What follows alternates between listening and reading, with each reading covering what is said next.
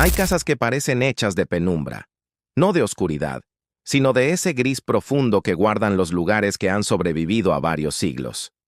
Rowford Old Hall, en Lancashire, es una de ellas. A primera vista, el edificio aparece como una postal detenida. Entramado de madera negra y cal, ventanales de plomo, un gran salón Tudor que respira alto bajo su armazón de vigas. El terreno alrededor es de praderas húmedas y setos prolijos. Más lejos, canales y campos que cambian de color con la estación. Nada grita. Todo murmura. Y entre esos murmullos, desde hace generaciones, se repite un nombre sin nombre: la Dama de Gris. Para entender por qué la historia prende, conviene mirar la casa con calma. El gran salón, corazón del edificio, fue diseñado para ceremonias, banquetes y música. Imagina mesas largas, candelabros, copas de estaño, el humo de la carne asándose, un arpista en una esquina y conversaciones que suben como el vapor de un guiso. En la pared, una pantalla de roble tallado separa el acceso de servicio del espacio noble. Detrás de esa pantalla, entonces, corrían criados, entraban fuentes, se organizaban los tiempos de la mesa. En los pisos superiores, corredores estrechos y habitaciones con chimeneas dan a un paisaje que incluso en verano mantiene un filo fresco. Rowford Old Hall no es solo arquitectura, es ritmo, puertas que cierran con eco, madera que cruje como si acomodara los recuerdos, corrientes de aire que el edificio parece dirigir con una inteligencia propia. La familia Hesketh, dueña histórica de la propiedad, atravesó allí los siglos de la Inglaterra cambiante. Guerras, reformas religiosas, inviernos duros, periodos de bonanza. En la tradición local suenan rumores de visitas ilustres. Hasta se menciona, a veces, que un joven actor de Stratford pudo haber pasado por ese salón en sus años de aprendizaje, pero entre lo verificable y lo legendario, la casa aprendió a escuchar de todo. En ese caldo, inevitable, nació la figura que hoy nos convoca. Una mujer vestida de gris, a veces con capucha de época, otras con cofia de sirvienta. Casi siempre silenciosa, casi siempre de perfil, casi siempre en tránsito. La leyenda no tiene un acta de nacimiento, pero sí patrones. Quien cuenta haber visto a la Dama de Gris casi siempre la sitúa en el gran salón al pie o a mitad de la gran escalera en el corredor superior, que conecta cuartos o cruzando deprisa por detrás de la pantalla de roble, como si todavía estuviera llevando un recado. No hay choque ni susto violento. Hay un destello de presencia, un olor breve, a cera, a lavanda, a tela guardada, un frufrú de falda. A veces lleva una vela, otras, su forma parece beber luz y devolvérnosla a medias, difuminada. La visión dura segundos. Después dicen, desaparece a través de la madera como si el roble fuera agua. Los guías del lugar, discretos, lo cuentan con elegancia. Algunos visitantes creen haber visto a alguien y dejan que el silencio termine la frase. ¿Quién es entonces la Dama de Gris? Hay varias versiones. La más romántica habla de una joven Hesketh que habría esperado en vano el regreso de su prometido, soldado o marino, y que habría muerto sin cerrar ese capítulo. La casa, piensan, conservaría su gesto de espera. Otra versión, menos aristocrática y más doméstica, propone a una ama de llaves o doncella tan entregada a la casa que aún sigue en servicio, revisando que todo quede en su sitio al caer la tarde. Una tercera historia, más severa, sugiere a una viuda que, tras una pérdida, se retiró a la casa como si fuera una concha y allí se quedó, caminando sus galerías para no pensar. Ninguna de estas hipótesis tiene soporte documental firme. Todas, en cambio, tienen coherencia emocional con el edificio. El gran salón pide figuras, la pantalla pide sombras, la escalera pide pasos detenidos a la mitad como si algo, o alguien, recordara que abajo hay ojos. Los relatos más antiguos suenan a cocina, se transmitían entre criados mientras pulían plata o frotaban cera en el roble. Anoche la vi, justo donde el viento apaga la vela, diría uno. Pues yo la oí, pero fue como oír seda, respondería otra. Las casas grandes, antes de ser museos, eran fábricas de vida, lavanderas, jardineros, cocheros, cocineras, niños que aprendían a caminar agarrados a una moldura, ancianos que sabían dónde crujía cada tabla, si de pronto, una noche, una figura no identificable cruzaba un pasillo, la anécdota no subía al periódico, entraba en el repertorio. Con los años, cuando los visitantes comenzaron a recorrer la casa como quien entra a una cápsula del tiempo, esa anécdota salió de la cocina y se sentó en el salón. Casi todos los testimonios modernos contienen 3 notas sensoriales. La primera es auditiva: un paso blando, el roce de una falda, un golpecito de madera que no corresponde a ninguna puerta. La segunda es olfativa: un perfume leve de lavanda o agua de rosas que aparece y se diluye sin motivo, como si el aire devolviera por un segundo los hábitos de limpieza de otra época. La tercera es térmica: un hilo de aire frío que no se comporta como corriente, sino como un límite, un lugar donde el cuerpo sabe que hay algo aunque no pueda nombrarlo. Estas 3 notas, sumadas, producen la melodía del aviso. Estás en un sitio que recuerda. La dama de gris no suele interactuar, no llama, no toca, no asusta de frente. Es, más bien, una presencia de reojo.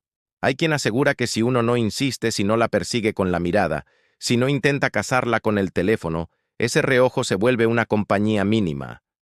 Un recordatorio de que la casa está habitada por su historia. De vez en cuando, sin embargo, el relato se entona. Un vigilante que cierra por la noche ve cruzar a alguien hacia la pantalla. Corre, gira el ángulo, y no hay nadie. Un grupo de visitantes se detiene ante la galería superior y cree ver un pliegue que no pertenece a ninguna sombra. Una guía se queda sola un instante para recoger un folleto en el gran salón y siente que alguien baja un escalón. Y luego nada. ¿Puede explicarse todo esto sin fantasmas? Sí, y vale la pena intentarlo, porque entender la casa la vuelve más interesante. Las vigas del gran salón, con siglos de vida, respiran. La madera se dilata y se contrae con los cambios de temperatura, produciendo chasquidos que el oído no reconoce si no vive allí. La pantalla de roble crea huecos y reflectancias de sonido. Un paso en la sala contigua puede parecer a medio metro. Los suelos antiguos no son un plano perfecto. El cuerpo se ajusta al caminar y puede generar la ilusión de un paso paralelo. La lavanda y el polish de cera de abejas, usados todavía en rutinas de conservación, permanecen en el aire y aparecen como emanaciones puntuales si una puerta se abre o si alguien cruza con velocidad. Y la luz, especialmente la de tarde, dorada y oblicua, rebota en el plomo de los ventanales y proyecta figuras que el cerebro completa con lo que espera. En una casa Tudor, esperamos personas con falda. Ninguna de estas explicaciones anula la emoción del testigo, la enmarca. Porque lo que vuelve poderosa a la dama de gris no es una prueba en un laboratorio, sino su adecuación poética al lugar. Si alguien nos contara que en Rufford Old Hall aparece un soldado napoleónico, sonaría desencajado. Si nos dijeran que corre por las escaleras un niño victoriano gritando, chirriaría con la solemnidad del gran salón. En cambio, una mujer en silencio, moviéndose como quien trabaja o espera, calza con la casa como una llave. La imagen no solo asusta, explica. Le da rostro al trabajo invisible de tantas mujeres que mantuvieron en pie lugares como este sin que su nombre cruzara a los libros. Amas de llaves, doncellas, damas que administraban cuando los hombres marchaban, viudas que sostenían la herencia con discreción. En ese sentido, la dama de gris es también un símbolo. Los empleados actuales del lugar, conservadores, guías, voluntarios, suelen contar la historia con respeto. Saben que el público viene a escuchar algo que no se ve, y que la mejor forma de honrarlo es no forzar la escena. En ocasiones, un guía apaga por un segundo las luces del gran salón para que los ojos adivinen la altura del techo. En ese medio segundo sin estímulos, el edificio toma la palabra. A partir de ahí, Que cada quien decida si lo que sintió fue una modulación del aire o el paso de alguien que no está. La ética del relato, aquí, importa. No es lo mismo cobrar sustos que contar memoria. Hay anécdotas que se han quedado pegadas a la casa. Una de posguerra habla de un vigilante que hacía su ronda con una linterna de mano. Bajaba la escalera principal cuando, de pronto, vio a una mujer de perfil, con un pañuelo gris. Levantó la luz y le pidió que se identificara. La figura giró sin girar, como una sombra que rectifica su posición, y se deslizó hacia la pantalla. El vigilante corrió, dio la vuelta, encendió la luz grande del salón. Nada.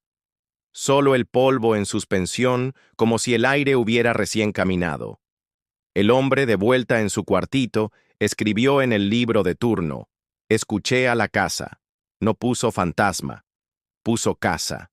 Otra anécdota, más doméstica, cuenta que una voluntaria que arreglaba flores en primavera notó el perfume de lavanda a su espalda.